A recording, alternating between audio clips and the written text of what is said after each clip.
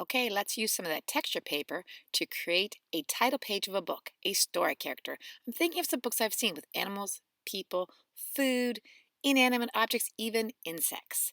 I'm going to get some paper and I'm going to use a pen because I don't want to do a bunch of racing. I just want to be thinking and letting my hand and brain go with some ideas.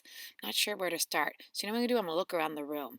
I've got a bear, a stuffed bear. So, how could I do that with paper? I could use a bunch of shapes. So, I'm going to use mostly circles. This bear's pretty happy, so maybe I'll give him some ears and a nose and smiley face. That's not bad. I could do a bear.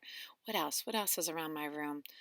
Okay, I'm stuck. Let me just look. Oh, here I found something. That's right. I'm going to do a glue bottle. You never know. A glue bottle could work for a character. There's all sorts of characters out there in books I've read. What else could I do? Springtime. I've been doing a lot of stuff with flowers. I just did some paper flowers the other week, and so I've got a vase of them in front of me. Maybe I could do a character about flowers. Simple shapes, those could be cut out very easily. Hmm. What else?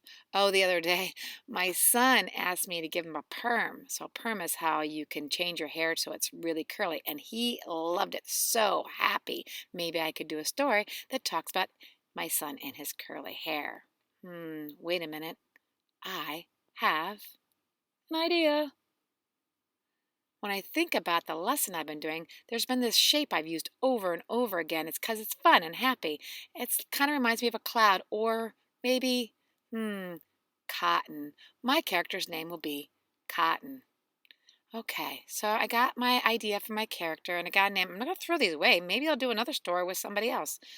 Okay, let me look at these texture papers. What could I use? What would be good for Cotton? Oh, that one strikes me. I think I'll use that one for Cotton. Maybe though I could use other parts, I could always add stuff on top. So these other papers I could use maybe for cutting out and adding in detail. Maybe I want eyes or nose or hands or legs or something on cotton. I don't know yet. I'm still thinking. So first thing I want to do is I want to get my base shape cut out. I don't go straight to that paper because I only have one. It's one of a kind. If you did a good job on your sketch, you could just cut it out of your sketch. Or you could draw out another piece of paper and cut out the shape that you want to get started with. Now that I feel good about the size and the shape, I'm going to set it down and trace. I'm not too concerned about my lines because I'm going to actually be outlining it later. So if it's a little bit off your template or if when you're cutting a little bit of the line shows up, it's okay because we're going to be going around that later. Don't get rid of this paper. We might need some later. Okay, I got my basic shape, but I need more to that. He's a character. So let's see, there's Cotton. I think I'm going to want Cotton to be able to walk, so I'm going to give him some legs and some little cotton feet. Now, I've been thinking about this. Cotton's not happy in my story. Cotton's sad because Cotton gets lost. That's right, that's my title. I've already come up with a title. Cotton gets lost. All right, it's time to make some feet. I'm going to give him little cloud feet, and since there's two, I'm taking some of my paper, I'm going to fold it in half and just cut out the shape on that folded paper, and that will give me two, right? Easy way to get two shapes that are the same at one time. Now I got to glue this down, but remember, I'm going to be doing a title page of a book, which means there needs to be a title. Do I want my title above or below? I'm going to do my title above. So I'm going to glue Cotton down, but I don't like to get my paper all messed up, so I like to put a glue paper underneath always when I'm gluing. Okay, Cotton's glued down.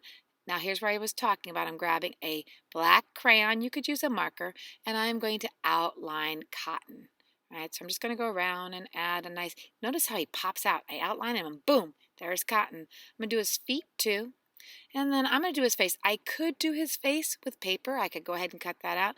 I'm just going to add it in with my crayon. Oh, Cotton. He's so sad. All right, time to work on my title. I don't want to go right on my paper because first of all, I don't know exactly how I want to draw the words. And if I mess up, I want to make sure that whatever I choose to do is super light and I've kind of thought it out. So let's see, Cotton, just simple, nicely drawn letters. I could do bubble letters if I wanted. I could type something up on the computer and print it out and then glue my cotton onto that. Gets lost. I'm not sure, do I want uppercase letters or lowercase letters? So this is where that sketching and kind of practicing comes in handy. Do I want a fancy punctuation like a little sad face? I don't know. All right, I feel ready. Notice how light I am drawing this on my paper. This way, if I don't like it, I can't erase it. If I press hard, it indents the paper and it's hard to erase. I've decided to go with the lowercase letters, so I'm doing cotton gets lost with all lowercase letters. Now I'm going to use a marker to go over top of it. And the nice thing about using a marker is that I can go over it again nice and slow, and then once it dries, I can actually take an eraser and erase any of this pencil mark that was where I was kind of practicing the letters when I got started. So I'm going to erase it all up, taking my time, always putting my hands on outside. And oh, poor Cotton. Cotton gets lost.